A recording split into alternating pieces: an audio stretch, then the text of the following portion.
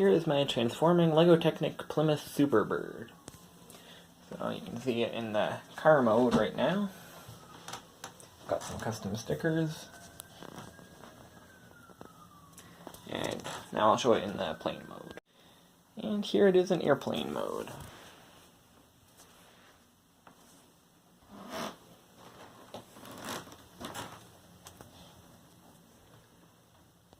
One feature we have here in the airplane mode are these flapperons, so you can move the joystick this way to operate them like flaps, or this way to work them like ailerons, or kind of both at the same time. Just see there, and then universal joints out to each wing. The car is driven by this Power Functions media motor through these gears here. Then it comes to these two extending drive shafts. They have to be extending like that because when the car contracts, you can kind of see what would happen, because it needs to be able to drive in both modes. So,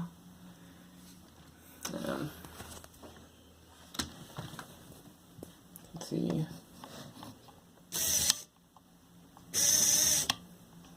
Then we got planetary hubs at the wheels.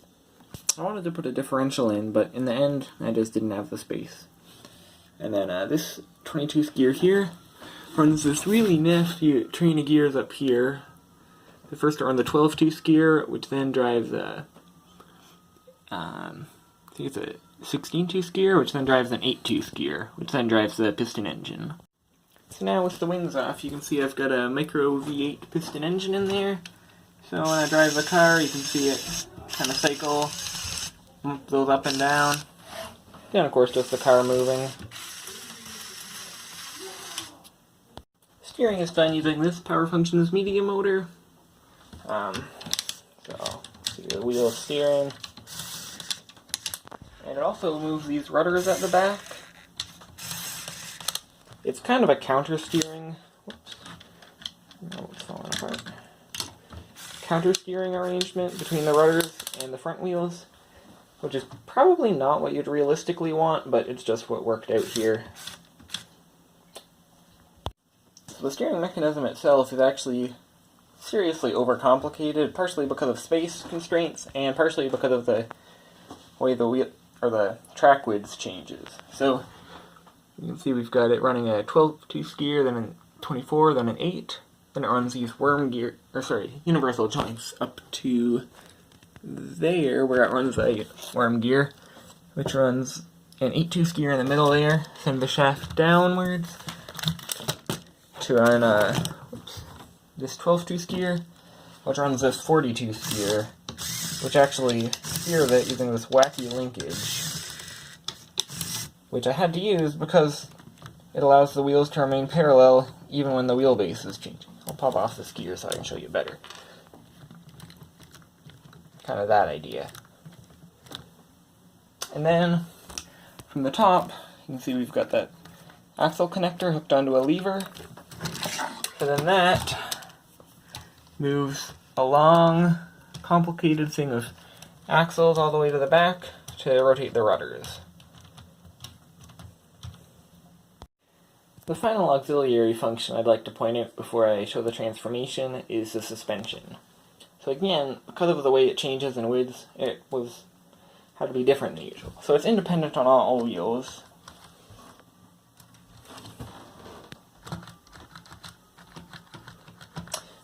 But in the rear it uses what I guess I'd call like a double or parallel trailing arm idea.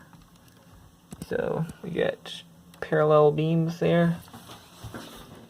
You can see better up here maybe. It's a hard shock right there. Or yeah, there. And then a helper on the back. There. Now in the front it's more of a sliding pillar design where it is right on the right on the steering pivot. There's the shock absorber. So it just kind of slides on the axle. Pop off the wheel. You can see it. It is that idea there. Alright, let's try a transformation here. Roof comes down, jet comes out, wings start coming out. Then I'm going to counter steer because it winds up.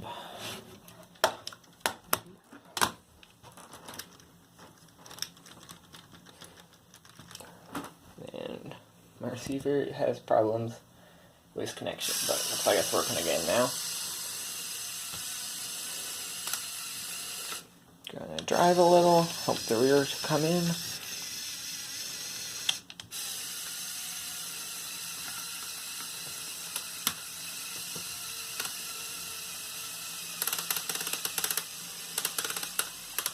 Drive a bit more.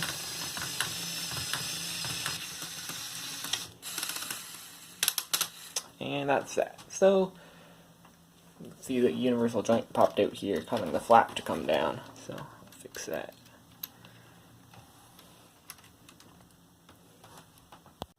So now I'll try transforming it in again.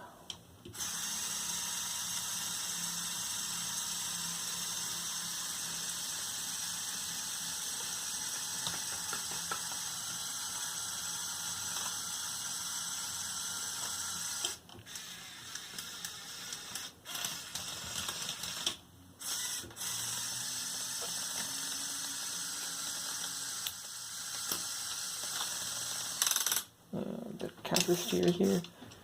There we go. And the jet did not come in. Not quite sure. I think part of the issue is that one of my rubber bands back here just broke, but it also does have some friction. So the transformation essentially has 5 components, all driven from this power functions L motor back here. So there's the wings opening, which is pretty obvious. It's driven by these two 42 gears off of a worm gear in opposite directions. And there's a center roof segment that has to move down a stud to allow this to contract over it. So that's done with some pretty basic linkages down here, using a slip clutch so it doesn't stop the motor. So it just works like that. And then there's the jet engine back here, which is, the idea is it just pops out like that, and then goes back in. And then out here, this is able to go up, allowing the sides to contract. So if you look in here, it's driven off these 2 rubber bands. But the trouble is, you see that one over there is yellow, and this one over here is tan. I used to have 2 yellow ones from a mechano kit, and they worked pretty well, though it would still sometimes catch when it was closing. But then one of them broke while I was filming, so now I replaced it with this more generic tan one, so now it doesn't work so well. And so that one is also driven through a slip clutch right down here, using its bionicle joint, which actually works pretty well and has just about the right amount of stiffness I want. So I'm happy with that. Then we've got the contracting, which is pretty obvious. Comes from the L motor down here, runs these bevel gears out to the side, which runs 2 linear actuators there, and then it's a similar thing up front, just kind of upside down. So that just contracts the whole thing, slides on these axles, the drive shafts get shorter or they get skinnier, and that does the same thing there. So that's kind of the one that really made everything else hard, because I had a lot less space and everything was moving, but it also made it a lot more interesting.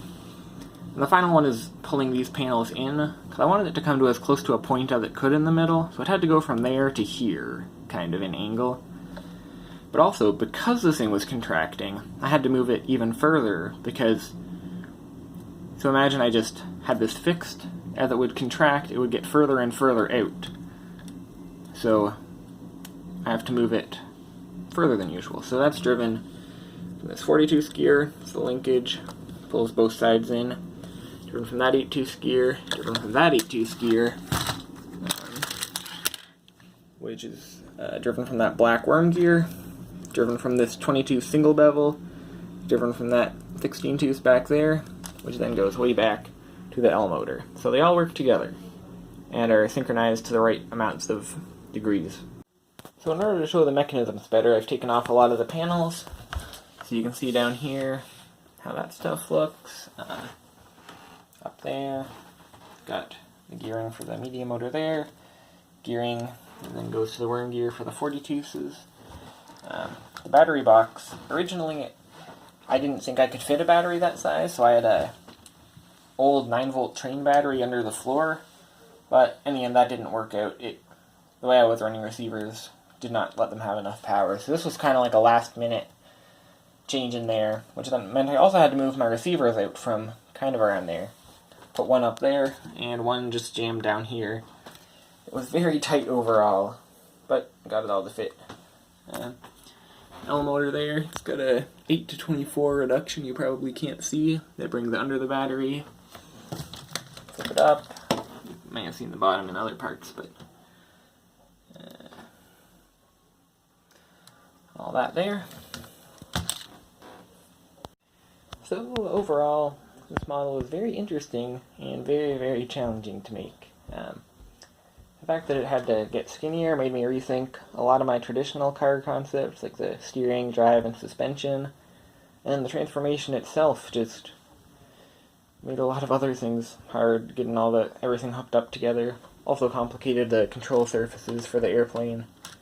And I did have to leave out the elevator in the end, but still, I'm pretty pleased with the model. Like, it's not really reliable, but I think something with this complexity at this scale is going to have a very hard time being reliable. So, I'm quite happy with it.